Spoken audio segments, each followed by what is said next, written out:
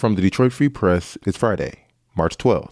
Here are today's top stories. Presented by Bush's Fresh Food Market. Calling all foodies, Bush's is hiring.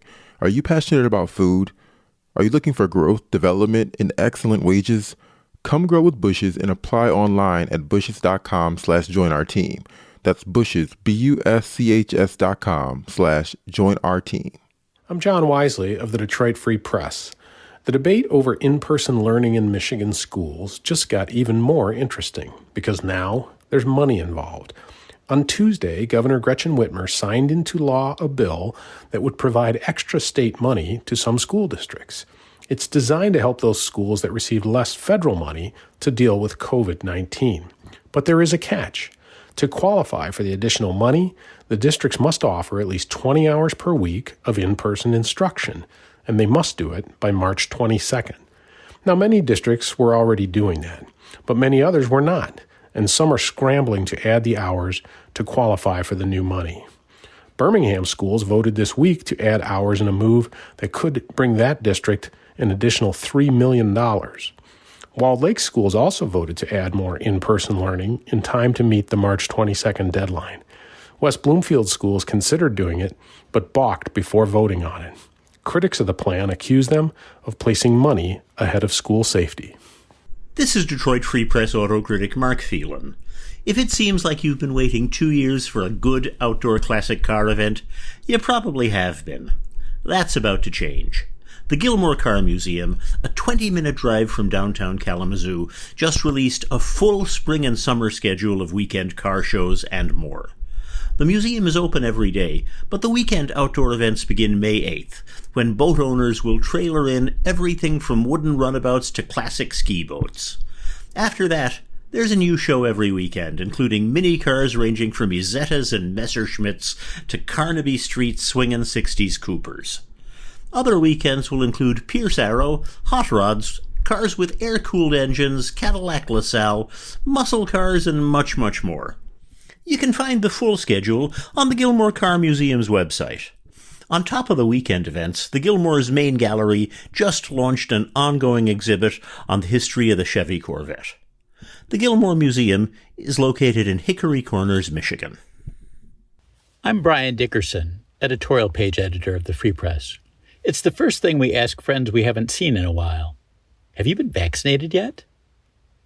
But that question is going to become a lot more awkward as vaccine supplies catch up to demand. Within a couple of months, when friends say they haven't been able to get vaccinated, we'll know it's because they're not really trying. Maybe you think other people's health choices are none of your business, or mine. And for the most part, you're right. But not when it comes to COVID-19, because if the last year has taught us anything, it's that our individual choices regarding the virus inevitably impact those around us. So whether or not we make it our business to ask friends if they've been vaccinated, we have a personal stake in the answer. I think it's reasonable to restrict some privileges, like the use of airplanes and public transit, to those who've protected themselves, and the rest of us, by getting the vaccine, at least until we've achieved the herd immunity we need to stop COVID in its tracks. This is Julie Hines from the Detroit Free Press. Nearly 50 years ago, a documentary ran for a week in New York before it was pulled from theaters and essentially disappeared.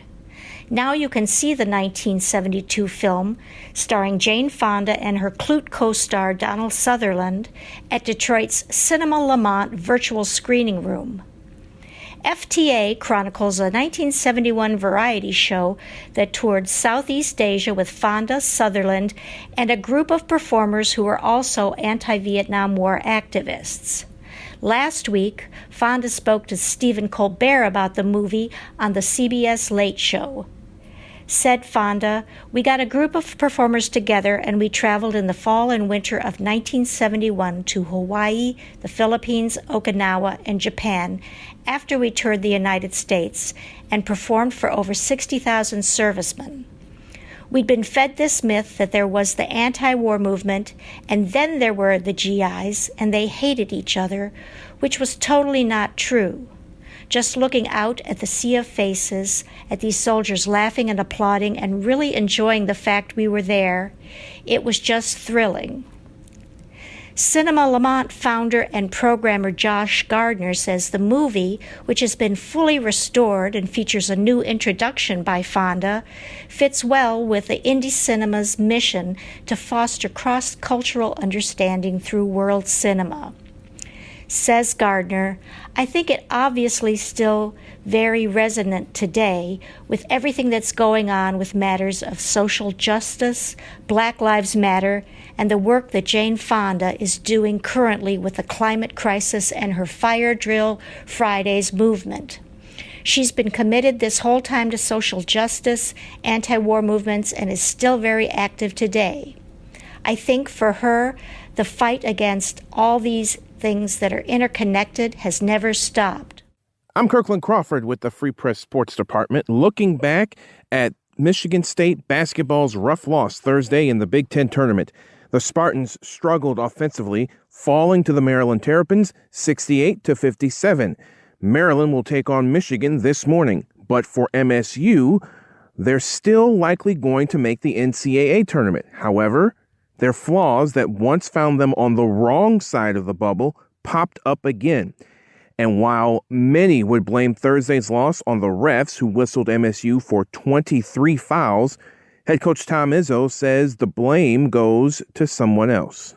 I solely pray that every alum out there looks at this game and doesn't say one thing to a player, just blames me. I let the officiating get to me in the first half. 6 years in this job, that should never happen. That's totally my fault, not for the technical, just the entire situation. I did a poor job, and the coach got to be able to admit when he did, just like I'd be able to tell you when I think a player did. For more stories from the Detroit Free Press, be sure to check out freep.com.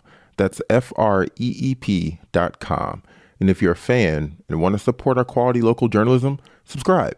Go to freep.com/special offer. See you tomorrow.